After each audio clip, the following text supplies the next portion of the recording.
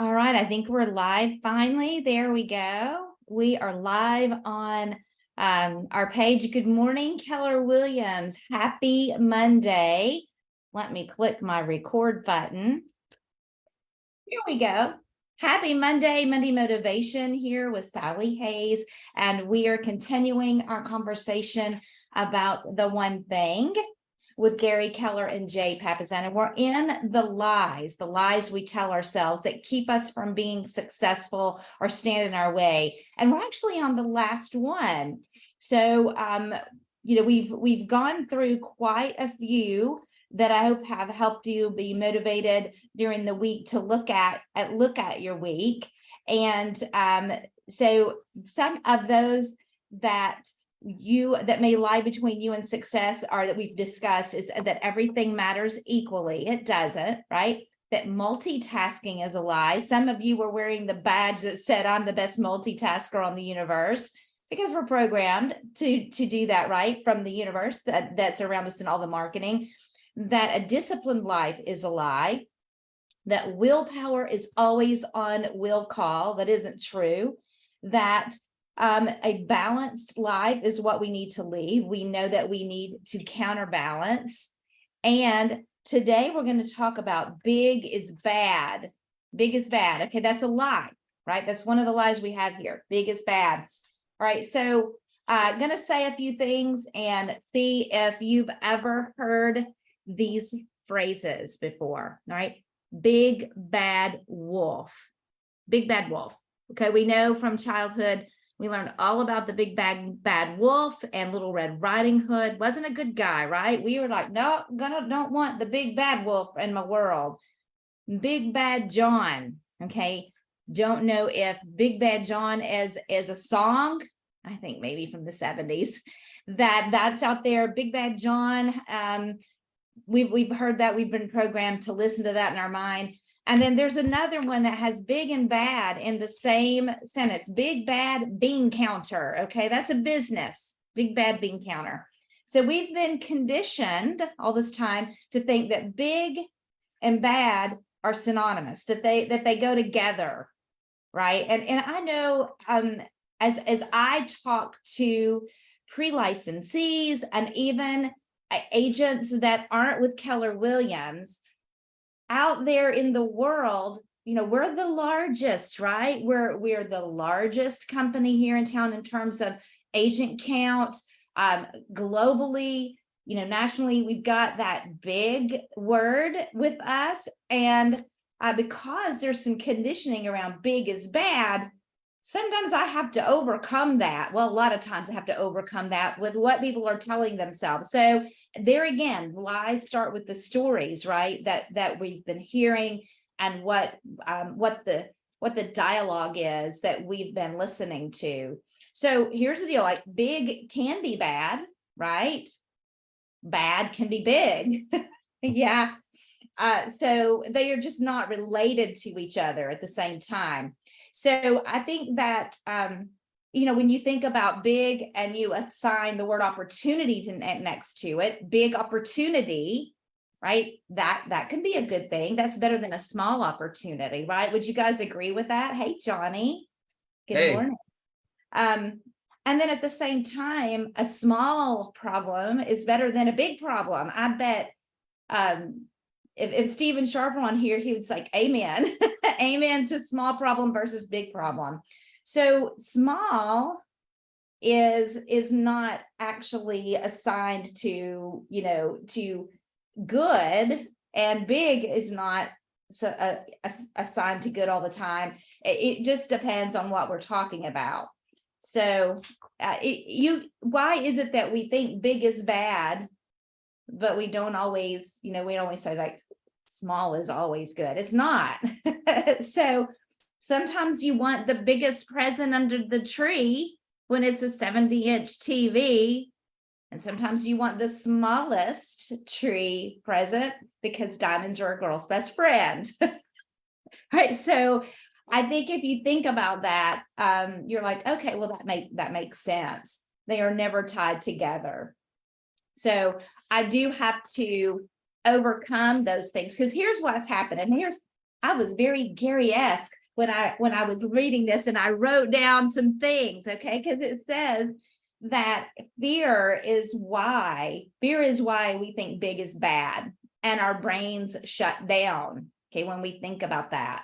So if you put the word the big and results in the same room and you assign them together, automatically, right? Because our thoughts also lead to our emotions. Our thoughts go, oh gosh, that's hard. That's hard. It's got to be hard. It's got to be hard. It's going to be time consuming. If I think big, right? It's going to be, and I have big results. There's a lot that goes with that. It's very complex. It's hard to get there. So all of these things happen around that. And our emotions start happening, our feelings start happening around those thoughts. And, you know, there's some overwhelm. I mean, overwhelm is a word I hear a lot from people when I talk to them about what's going on, all the things that all the systems, especially, you know, when you're going from level to level, there's a little overwhelm with doing something new and intimidation. And guys, that's just really fear. I have it too. Fear is what that shows up. And so we don't want any of that, right? We think we automatically write a script and a story around that with our fear. And we tell ourselves, we don't want all that stress. No, I can control, right? We are thinking, I won't have time for my family, right? There's that. What if I fail? What if I fail in that, if big and results are in the same room? I'm going to start getting shrinking thinking. I'm going to start being comfortable, right? And I'm going to, it makes sense. Going small instead of big feels safe. It feels very prudent, right? Because I don't want to fail. Why would I want to do that? Why would I put myself out there? So big never gets a shot in our world, because that's what happens. Our thoughts lead to our emotions. And, you know, I know on that cycle that we've learned in Bold, our thoughts lead to our actions lead to our results. Well, at this point, we're not taking any action to be big. Okay. So we're not doing the things to cause bigness to happen and results to happen with that. So I liked how he took that and broke it down and said, we automatically get some fear around that. And Johnny, I appreciate you being on here. It feels like we just saw each other. Did we just see each other? Just did. And so, yes, so it's all wrong. And we stop what we're doing. So I know you guys, I know there's some people out there that do still think that the world is flat. Okay. There's that movement in there, right? We think the world was flat, but how many ships would not have sailed or did not sail because they thought the world was flat and they were afraid of thinking bigger, that the world was bigger than that. I love that analogy that he had on page 86, because that was going on, right? And until sometime someone thought differently. They thought bigger. They dreamed somewhat around that and broke the limits. Right. So what about the progress that the thought processes that impeded us breathing underwater? Okay. Except for that other time just recently. Right. What about that? What about outer space? Like, we do a poor job of estimating our limits, don't we? On a bigger, you know, if you really think about that. There are some, though, that have the art of progressing, working on it, not having the fear of failure, thinking bigger, stretching the limits. I think that Gary, you know, Gary's always saying, think big and act bold. He said he was asked one time, didn't he think thinking big wasn't very realistic? Okay. I mean, is that our prudent fear talk coming in? Let's stay safe. Let's do things that are smart, right? That's why would we go over here and do craziness? So sometimes that's some of those negative scripts that we hear, because I told a group yesterday that came over and visited us from the real estate school. As they get started and they start talking about, they're thinking bigger in their world right now. Someone's going to say, what are you thinking getting into real estate right now? Didn't you hear about the interest rates? Right? They're going to limit them thinking big and their possibilities and the dream that they had. And all of you had that dream when you got started in this business, every one of you, whether you are the top producer in the office or just starting yesterday, you have that dream, and don't let that die. So no one knows their ultimate ceiling for achievement. So worrying about it is a waste of time. So Gary, when I like this question, and you may ask yourself this, let me ask you this question. Do you know what your limits are? Johnny, do you know what your limits are? I do sometimes, not all of them. I just think that I'm only capable of so much, like maybe there's like, I could never achieve something like, when I look at other people and I see how much they've done, I think I could never do that. So it's just, Okay. it's a self-like, that's nice for them, but I'll never be able to achieve that. Okay, so let me ask this, is that 100% true? That As far as statement? the feeling, The feeling is, the right? feeling You're is feeling 100% it. true, but the facts are not. The facts are not. Okay, so I think that goes back to this, right? That's what we tell ourselves because it looks that way, Right. right? I think I love that. Thank you for bringing that up. We all have this script, right? And I do think as I went through this book, I thought, you know what? Thinking big is a habit. It's not automatic. No, it's definitely not automatic. In fact, when I read the MREA book, when it said, think big and aim high was the first couple things out of the Right. spreadsheet, right? Never thought of that. I thought, no, I'm here to survive. I'm here to make a transaction.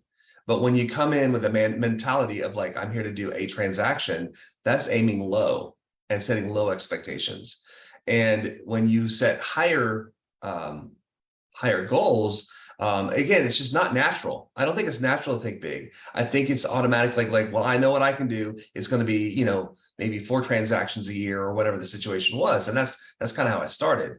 But I think for me, and I'm going to divert just a little bit about me personally, because it's all about me at the second, talking We're here. both high eyes, I'm just Johnny. So kidding. here I'm we just are. kidding.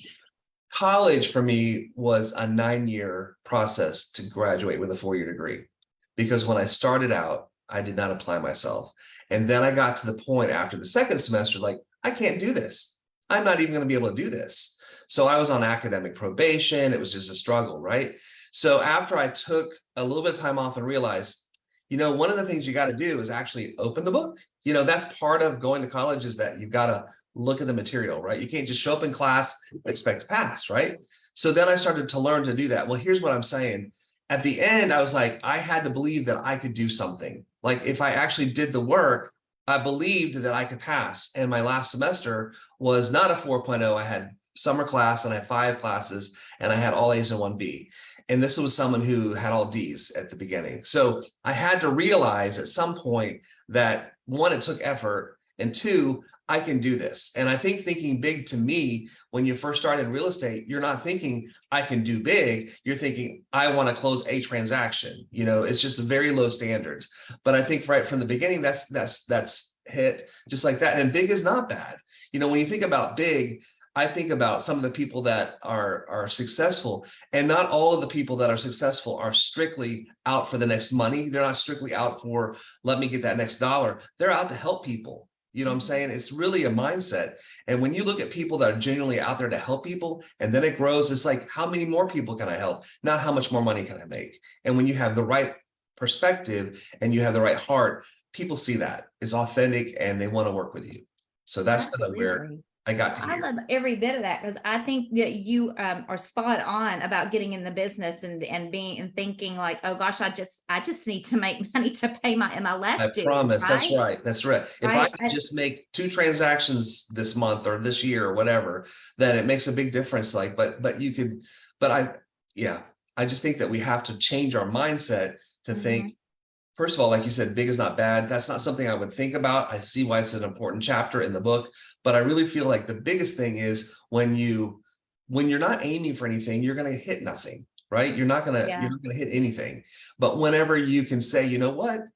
I know that if I do these routines or these things like that, if I do this work here, it's going to happen. And when the phone rings out of nowhere and says, "Hey, you want to list my house?" And you're like, "Who, me?" Like, yeah, me, right? And then you build up that confidence and realize I can do this. So it just takes a little bit to get started, but there's no reason why someone should start in this business or even be in this business 2 years and think, well, I'm only limited to this, to the ceiling, you know?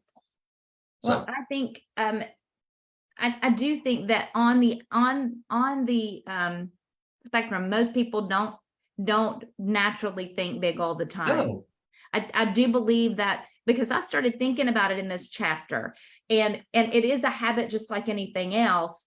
And there's a gentleman that's in real estate, and he's not here in Chattanooga, that I have interacted with and met. He was with a different company, and he joined Keller Williams, and he had been a top producer somewhere else, had life kick him in the gut, okay, before moving to Tennessee, kind of gone through that, got his license here.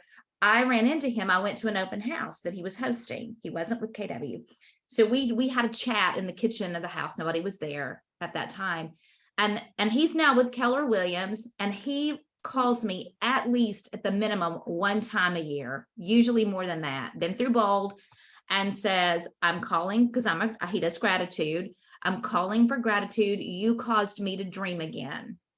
And he was a dreamer before, but he had gotten out of the habit of dreaming. And he's thinking big. He's a big thinker person. Okay. So I do think that dreaming, that Think and Grow Rich, right? That's a book, all of those things. And there's several things that blow your mind that are on page 87, where it talks about Sabir Bahitiya, and I know I'm going to get that wrong, came to America with $250 in his pocket. He came with big plans and a belief that he could grow a business faster than any business in history. That was his big dream. That's a big dream. That's way out there in history. Okay. And he did. He created Hotmail. Now, if you'd asked me what business did he create, I would not have guessed Hotmail. Would you have? no. I mean, I'm like, where? Hotmail. Okay. Microsoft witnessed his rise and bought it for $400 million. Okay. So there's a lot of those things in here that that are those kinds of stories with what you just said, believing that you can. That's right. Right? And dreaming that you can and going big. And a lot of things from the Millionaire Real Estate Agent are in the book. Like it says actually going big, that the only actions that become springboards to succeeding big are those informed by big thinking to begin with. So it all starts with how you think, all of it. It's the springboard. So I like this, he's got such logic here with these graphs, right? So in your actions are in direct proportion of your thinking. So your small thinking, like you said, Johnny, it's going to get you one transaction. Or no right? thinking is going to get you nowhere. Yeah, nowhere. No Right. No That's right. thinking. I know people are like, I had that transaction with somebody recently, or I had that journey. All right. So what you do is determined by how you're thinking already, and that and the work that you achieve. So I wrote a lot of things on this page, okay, because E to P from the Millionaire Real Estate Agent, kind of entrepreneurial to purposeful, doing things naturally versus purposeful, and having to move through those things, because it mentioned that you were going to set glass ceilings on yourself. And that comes from that big and results being in the same room together, right? We're not going in that room. So we've closed ourselves off. And one of the things that's in the MREA too, and I drew a really tacky picture here in the corner, and the graphic is how you think. So when you think and you come into the business, if you're thinking like the 20-lane highway of the MREA, I'm going to go ahead and think big because I have to have systems and models to go with that. That's that thinking part, right? And moving yourself from, if you're only doing the habits, the thinking, and all of the things for a $1 million producer, you're not doing the things that a $5 million producer. So it's suggesting that you go ahead start hanging out with the $5 million producer, start going, let's ask big questions, right? What would they be doing right now? Like, what does their business look like? And I'm going to mimic that. And that's probably going to be a little bit messy at first, right? So it's small boxes or platforms. Are we boxing or are we making platforms to go up the stairs and what we're doing? I don't know if you saw a lot of MREA in this chapter. I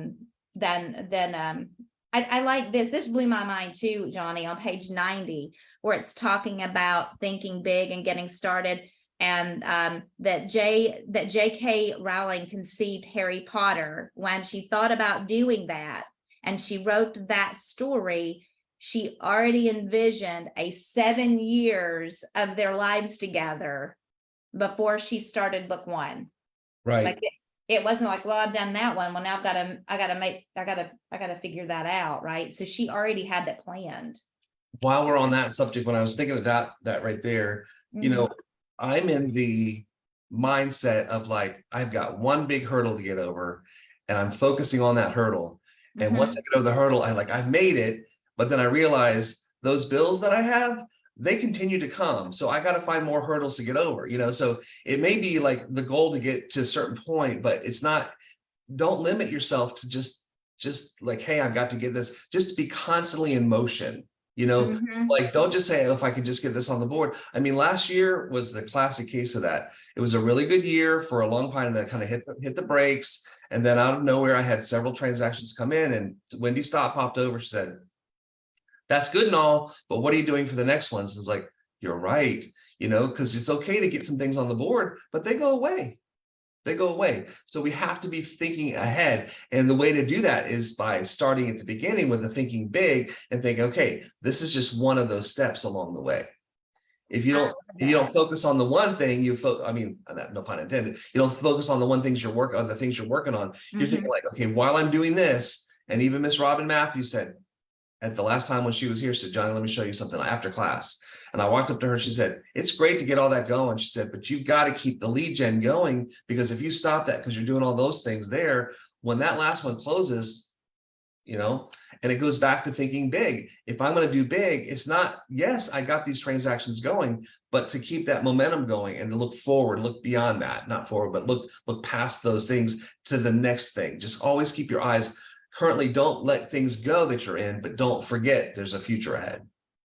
And that's not always, we're always dealing with things, aren't we? Well, we think if we can just get through this one thing, we're going to be great. Yeah. That one thing ends and then you're like, next, you know, so. Yeah, come on, bring it out. Throw all the things at me, right? Yes.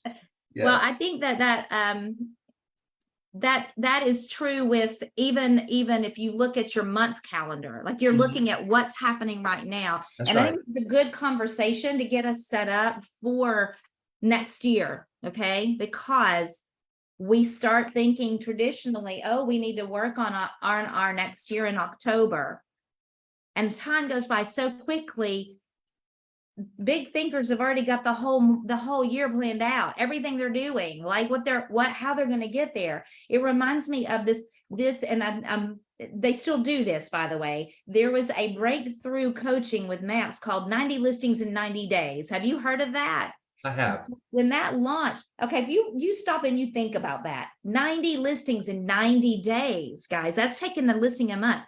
What do you have to do to do that? Right. Okay. And then when you do it, what do you do with it? Okay. If you don't have systems set up for 5 listings, you're going to have a messy world. And you know what? The folks that I know that went through that, you know, they had to get fear off the table and know that the chaos was going to happen. Right. And through it, they got better. They lost some listings. They took them, but they lost them. Why? They didn't have customer service pieces in place to help those folks. So it is an exercise in stretching, and stretching like a rubber band doesn't always feel good. Right. We want to, it says that, you know, asking big questions will help us get to that. And I think that's also a habit and an exercise. asking those questions to see, see what we need to do and ask us how we get there. I mean, your thinking, your skills, your relationships, your sense of what is possible and what it takes to grow at a big journey. And on the journey, getting big, you become bigger. Just like the 90 listings in 90 days. They may are like, they went through that and then they moved their needle up on being a listing agent to be what better than they were, right?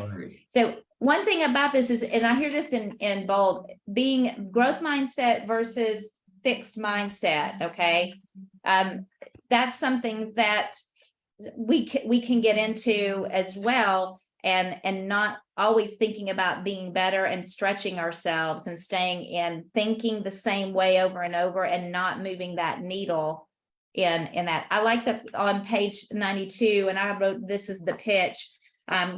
It says that Scott Fortsell started recruiting talent to his newly formed team, and he warned that the top secret project would provide ample opportunities to make mistakes and struggle, but eventually we would do something that we'll remember the rest of our lives. Now, if somebody said that to you up front, come on, let's go make mistakes and struggle. Or you're going to go, yes, sign me up right now. Well, that's what he did. Like he looked for the people that said, yes, let's go. I'm in, 2 feet in, boom, whatever you got. Exactly. And the reason he did that is because he was looking for those that are okay to grow and okay to win or learn. Okay. And the folks that signed up for that had habits of probably thinking big and okay with knowing that mistakes had to happen, failing forward. That's right. And that's where the iPhone was developed. That group of people developed the iPhone. Wow. So blowing up your life, achievement and abundance show up because the natural outcomes of doing the right things with no limits attached. So if courage isn't the absence of fear, but moving past it, okay, you're fearful, but you have courage because you're moving past it, then thinking big isn't the absence of doubts, but moving past them. Only living big will let you experience your true life and work potential. All right, so ask big questions. Think about what questions do you need? Here's one. What do I do next? Right? Ask the questions. How can I reach 20? Talks about doubling things. Put it the goal way up here, like 90 listings in 90 days to pull yourself through the small goals. Don't order from the menu. Oh, that's interesting, right? Look at different, don't just do the same old. Look off the menu. People who are crazy enough to think they can change the world are the ones that always do. Okay. Yes. And then act bold, get into action, pause to imagine. And this is the habit, pause to imagine what life looks like with the answer to your big question that you asked. And what models, systems, habits, relationships with other people who have already found that answer. Who are those people, right? What consistently works for others will almost always work for you. And that goes back to what you're saying, Johnny, when you were talking about big results, right? And that they do that, but I can't do that, right? I think that's that part. And don't fear failure. Failure is part of the journey.